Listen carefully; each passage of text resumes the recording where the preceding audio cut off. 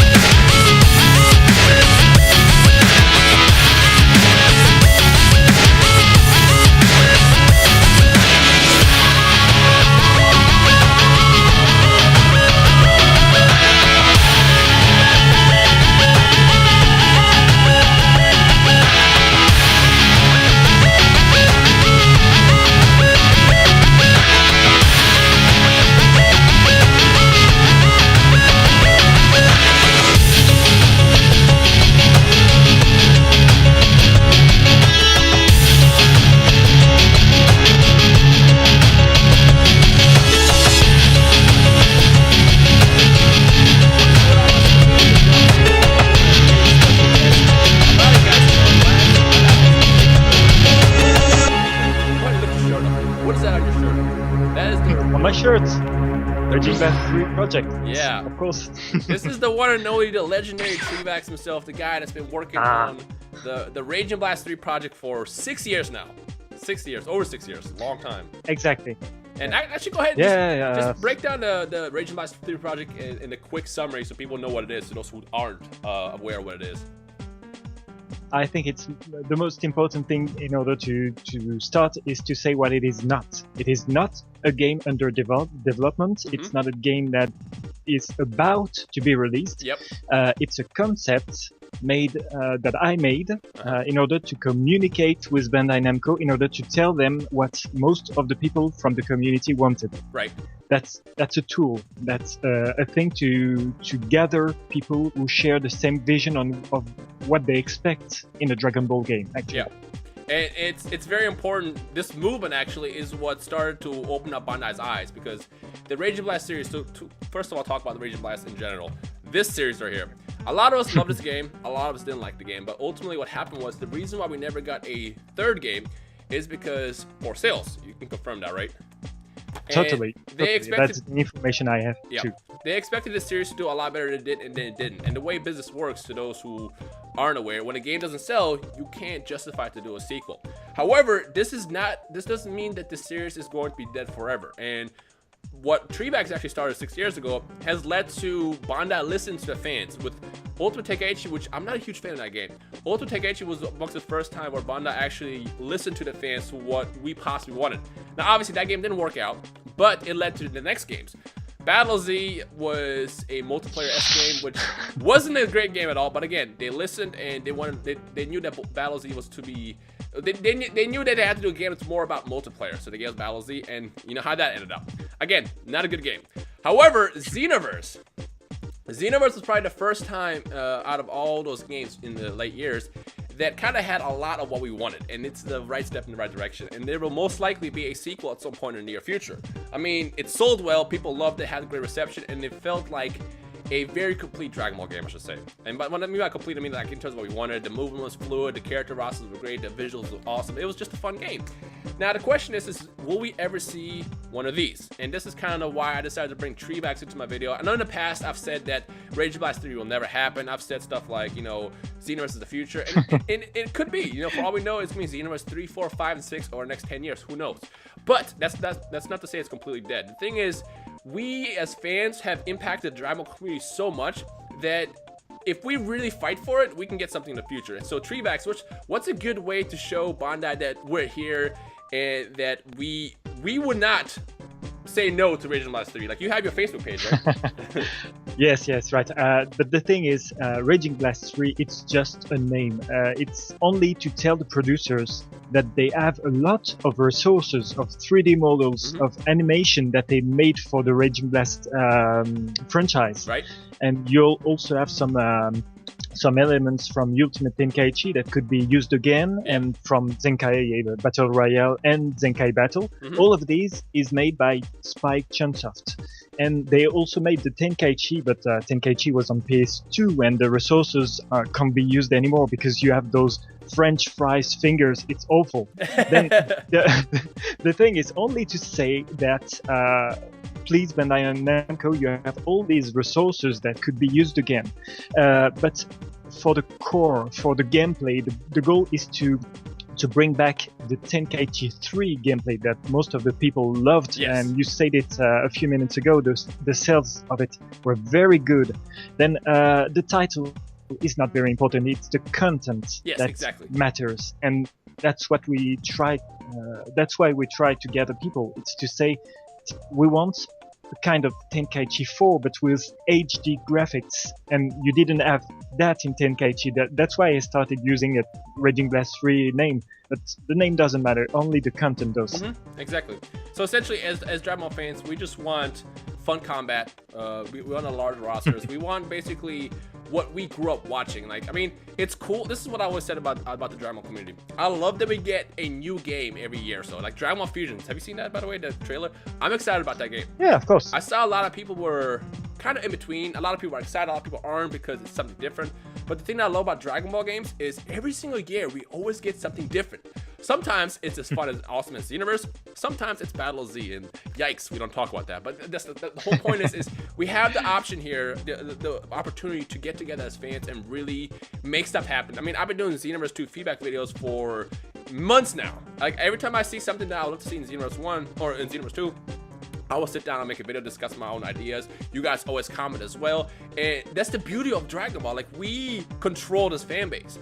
And honestly, I think, again, it's not going to be the revival of this series, but it could be the revival of the games we saw in the past, like a Tenkaichi style game, a Raging Blast style game, using Treevax's plans. Like, we actually have the opportunity to get around as one giant spirit bomb. There we go. One giant spirit bomb. Exactly. And basically throw it at a Bandai and be like, look, we want this. So the best way to support, what is the best way to support the Rage & Blast 3 project? For the moment, it's to go to the Facebook page called DBRB3 Project, because that's the place where, for the moment, I'm gathering people. And I just checked a few hours ago, we just went over 60,000 supports today. That's the place for the moment where I'm gathering people, but soon I'm working on, I'm planning to make a website so everybody can access it and can bring a support with a name, so I can take the list and give it to Bandai Namco next time I see them.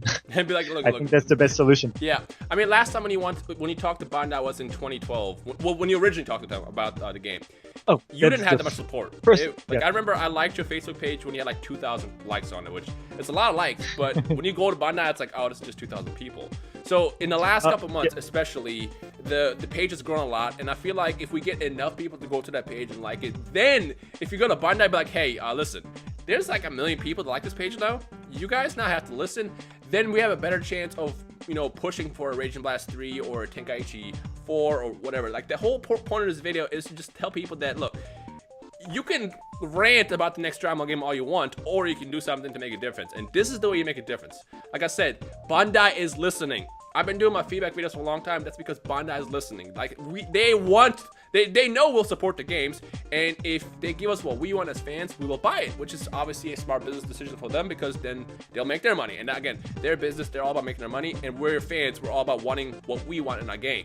So the best and only way for us to really support right now is to gather in one place, form a giant spirit bomb, and then when there's a big enough number of us, when Treevax talks to the Bandai people next time, he can have an army behind him. So how about the whole Super Sandwich army? The thing is, so far we have already had impact. When we were around 7,000, it's not that big compared to nowadays. Right. But back then, when we have shown them the sheets of the project, we asked for the return of the cell shading. We have had it in Xenoverse, actually. Yep. We asked for an improved character creator, having females, having all the races. We have had it in Xenoverse. And they saw in the sheets, they saw Mira and Toa, and they didn't remember about them. They were like, who are they? And we tell them, they're from Dragon Ball Online. There's a request from the community asking for them. Uchiyama-san co-produced Xenoverse, was just like that, just that. Yeah. And 3 years later, they announced they were back in Xenoverse. Then people can't say that Bandai Namco is not listening. There is a moment after 2007, and for 5 years they didn't listen very much, and they tried new things because they thought the recipe was bad. But nowadays they're extending their development time. They're taking more time to listen to people. Then this is the moment. Yep, exactly. And even if we don't get a Rage & Blast 3 in the future or a Tenkaichi 4, the beautiful part is they will take the feedback what we want. Because like I said, you have Treevax to thank for a lot of stuff that we got in today's future. I'm serious. People have you to thank because I just gathered people, but the requests were from the community. Yeah. I'm just putting pictures on it in order to communicate with Bandai Namco because they're speaking Japanese. They in the past they really cared about what the Japanese people were expecting, the Japanese fans, and now they have to change their vision because the games don't sell very well in Japan, and I mean the console games because the arcade brings them a lot of money, of course. But the thing is, now they have to take a look at what Europe and the United States are expecting, and they have to change their product depending on that. Yeah. So with that said, I want everybody that's watching this video to, number one, like the Facebook page in the description below. This is very important. And if you have 10 accounts, do it from 10 accounts because we need to have as many numbers as possible. 2, go to Treevax's YouTube page as well, which I will link in the description below. Subscribe to him. He'll have all the updates when he has new stuff to show you guys with his project there. So make sure you subscribe to him. And 3, never let the dream die. Never let the dream die. Never stop having feedback. Never give up, and always support the community because, like I said, this is our community. Other communities, like the other anime games, they get what they get because that's what they get. We, on the other hand, we have been very vocal, we have been very loud, and we've been all together in one group. And because of that, we have forced Bandai to listen to us. Because of how awesome our community is, we have forced them to basically see what it is that we want because they know we'll buy their games and support it. And if we get what we want, we'll buy the games and support it. It's a win-win situation. So if we really want to get Raging Blast 3s in the future or more games with what we want to see, this is our chance. This is our time now to basically get together and grow as a community even bigger than before. So again, like Treevax's page, subscribe to his YouTube channel, and we'll see what can happen in the future. I mean, never stop giving feedback. Like I said, just let everybody know what you want, and over time they will hear it. Like, they can't ignore our giant numbers, and this is our time. Treevax, is there anything else that you want to add before we end this? Express yourselves, really. That's yeah, important. pretty much. That's exactly what you were saying, because there are people complaining about the games they receive, but they just say, I don't like it. No, come on, guys, say what you want. Don't say you don't like it. Express what you want. You've got the Dragon Ball Z Games Facebook page official.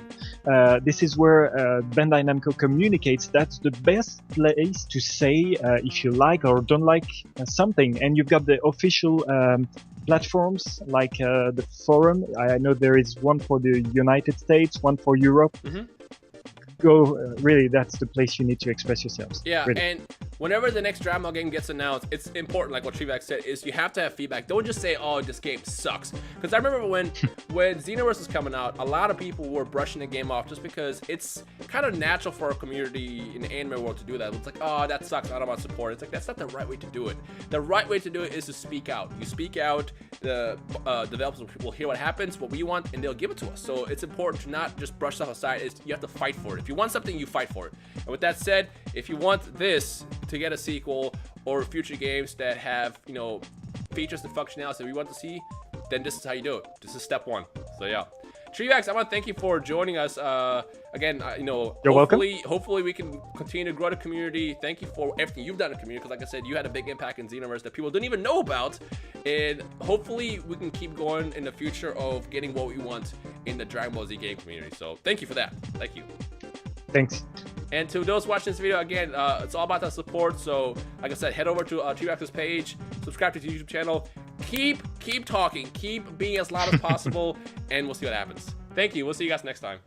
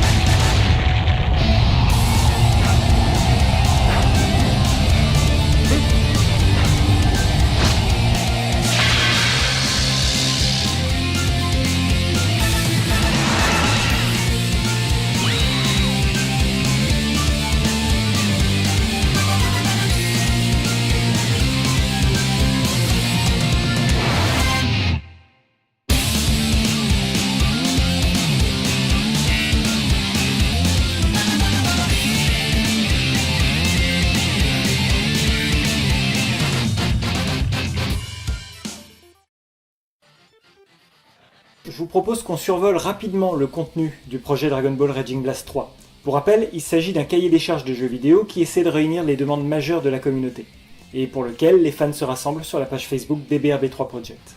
Vous êtes prêts ? On y va. La première planche concerne le roster, elle illustre le menu de sélection des personnages, avec les combattants les plus demandés, ainsi que le système de sélection des transformations et des costumes. La planche système du choix des personnages explique le fonctionnement de ce menu, avec les équipes de 5 personnages en tag, le choix des attaques spéciales et ultimes, les objets spéciaux, etc. Ensuite, on a les 9 planches sur les costumes. En dessous de chaque tenue, on trouve le fonctionnement des dégradations, car certaines sont successives. C'est d'ailleurs le thème de la planche qui suit, qui précise que toutes les tenues peuvent être plus ou moins résistantes, selon les objets utilisés sur les persos. La planche Gameplay Review fait un état des lieux des principaux gameplays entre 2007 et 2011, en recensant les idées qui ont été appréciées et celles qui ont déplu aux joueurs. Et, en toute logique, la planche suivante propose une solution de gameplay basée sur la review qui précède. Il reprend les grandes lignes du gameplay de Tenkaichi en ajoutant des hubs pour les attaques spéciales, les transformations in-game, les fusions et le tag en équipe de 5. Les attaques ultimes causent des destructions à grande échelle, le Raging Soul et le Super Rising de Raging Blast reviennent, les esquives Sonic à la Budokai 3 aussi, etc. Les planches suivantes proposent une review des combats contre les géants des précédents jeux, puis la solution du projet. En gros, les géants sont à nouveau jouables comme dans Tenkaichi 3, et chaque partie de leur corps peut être ciblée comme dans Battle of Zed ou Xenoverse. Ensuite, on a 6 planches pour illustrer les combats contre les géants qui sont intégrés dans le mode histoire du projet. Uzaru Vegeta, Slug Géant, Janemba, ils y sont tous. La planche sur les écrans de chargement propose de les rendre utiles avec des QTE et des questions sur Dragon Ball pour gagner des Zenny. Les Zenny peuvent ensuite être utilisés dans le mode histoire. On a ensuite une planche pour présenter les stages du jeu, avec la possibilité de passer à une version détruite comme dans Budokai 3 ou Tenkaichi 3. A noter qu'un seul et même stage peut avoir plusieurs versions. Par exemple, la plaine peut contenir le cratère du vaisseau de Raditz ou bien le vaisseau du roi Cold. Vient ensuite une planche sur la destruction des stages. La nouveauté vient du sol, qui peut être totalement ravagé morceau par morceau, comme le ring du Cell Game dans Xenoverse. Pour le reste, tout ce qui dépasse du sol est totalement destructible. Les 3 planches qui suivent concernent le mode histoire. On a tout d'abord l'interface d'exploration de la chronologie qui reprend la mécanique d'Ultimate Tenkaichi. Petit à petit qu'on avance dans l'histoire, les chapitres se déverrouillent. Par contre, on se limite pas à des DBZ, le jeu retrace toutes les histoires du manga, des films, des TV spéciales, des OAV, de GT et évidemment de Super. On peut explorer les planètes à la manière d'un Tenkaichi 2. Les stages peuvent être explorés pour rechercher des objets et des Dragon Balls. Certains endroits proposent des boutiques, des mini-jeux d'entraînement, des tournois ou de passer d'une planète à l'autre. La dernière planche sur le mode histoire présente les premières minutes du jeu avec les cinématiques 3D, l'exploration de la carte, les combats, les QTE et les mini-jeux. La planche Brawl Battles présente un nouveau système de combat en 1 contre 100 qui peut se jouer en coop avec l'ordinateur ou avec un ami. Il est aussi utilisé pour reproduire certaines scènes emblématiques dans le mode histoire. Ensuite, 3 planches sur le cel shading des graphismes. Une pour justifier le besoin d'utiliser cette technique, une pour décrire le système avec des exemples précis, et une pour illustrer la différence d'éclairage quand les personnages ont des auras et principalement quand ils sont en Super Saiyajin. Pour finir sur les graphismes, 2 planches illustrent le visuel des explosions et le style des textures sur les décors. Les 3 dernières planches techniques concernent le créateur de personnages. 7 races sont disponibles: Saiyan, Terrien, Namek, famille de Cold, Android, Alien et Majin. Il est possible de créer sa propre transformation pour la famille de Cold, les Aliens, les Majin et les Androids. Pour les Saiyans, c'est encore mieux puisqu'on peut accéder aux transformations en Super Saiyan 1, 2, 3 et 4. On peut même customiser la couleur des cheveux et de l'aura. Enfin, pour conclure le projet, plusieurs planches présentent des illustrations des graphismes du jeu. Ce ne sont pas des captures d'écran d'un vrai jeu bien entendu, ce sont des simulations pour montrer à quoi le jeu pourrait ressembler si on mettait le projet en application.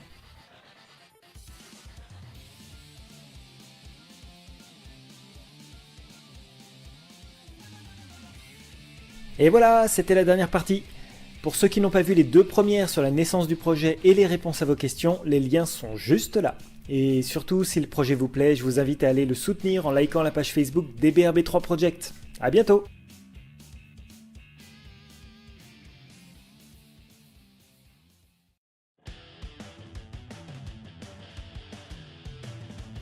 Salut à tous, chose promise, chose due. Voilà la vidéo d'exploration virtuelle des menus du concept de jeu Dragon Ball Raging Blast 3.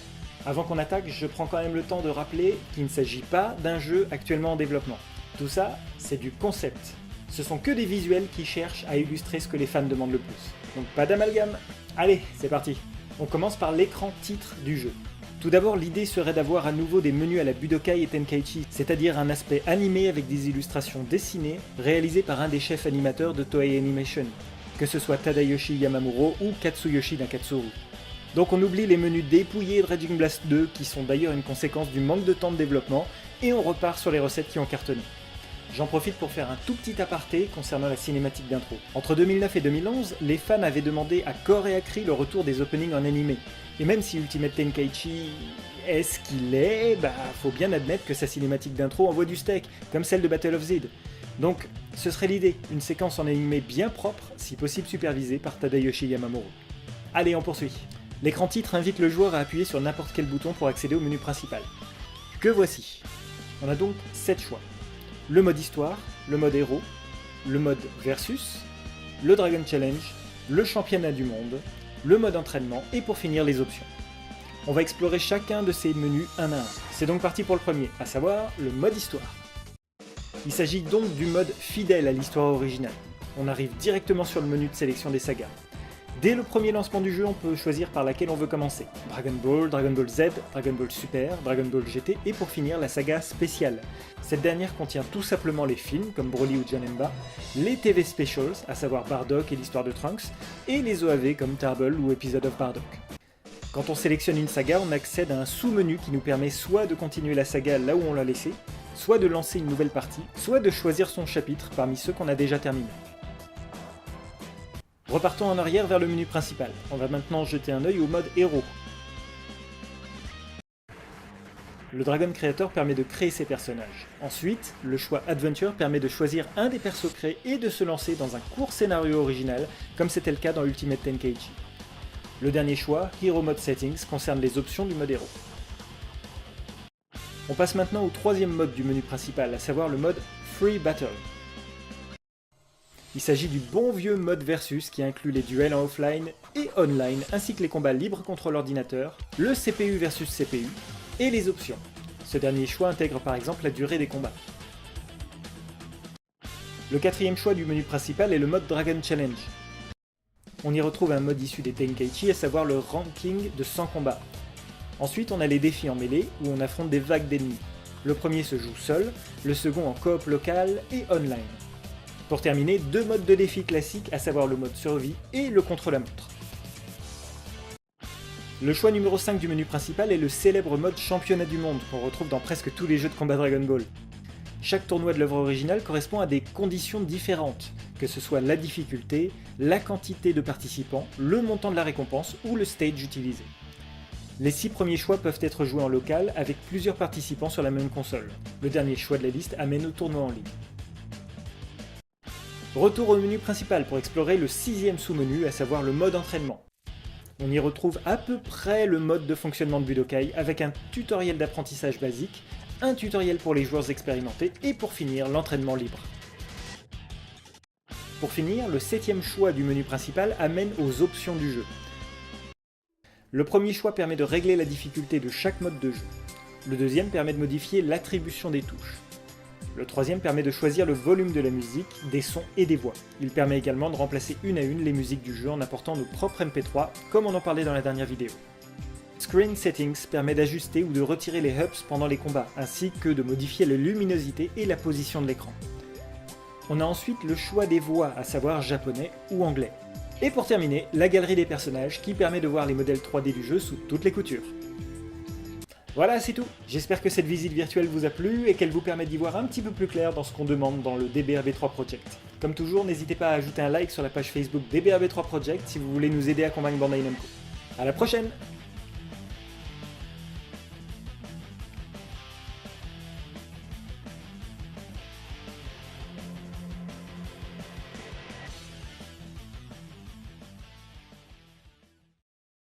Salut à tous!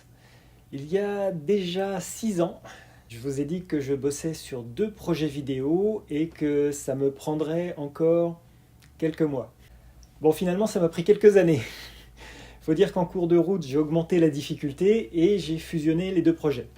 Ce qui fait que, à aujourd'hui, c'est le projet amateur sur lequel je me suis donné le plus de mal de toute ma vie.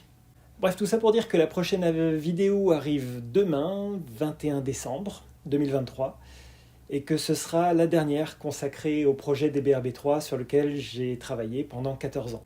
À la base, j'avais pensé cette dernière vidéo comme ma dernière carte pour essayer de convaincre Bandai Namco de nous faire un nouveau Sparking, dans un contexte où ni Fighters, ni Legends, ni Kakarot n'avaient été annoncés. Mais vu que maintenant Sparking 0 a été dévoilé, changement de plan. Cette vidéo, je vais lui donner un autre objectif. Ça sera d'abord pour fêter les 40 ans de Dragon Ball qui arrivent l'année prochaine. Ça sera également ma façon de célébrer la saga Sparking, connue chez nous sous le nom de Budokai Tenkaichi. Et ça sera aussi et surtout ma façon de vous remercier, les près de 100 000 personnes qui se sont réunies autour du projet pour le soutenir et pour essayer de convaincre Bandai Namco d'écouter notre demande.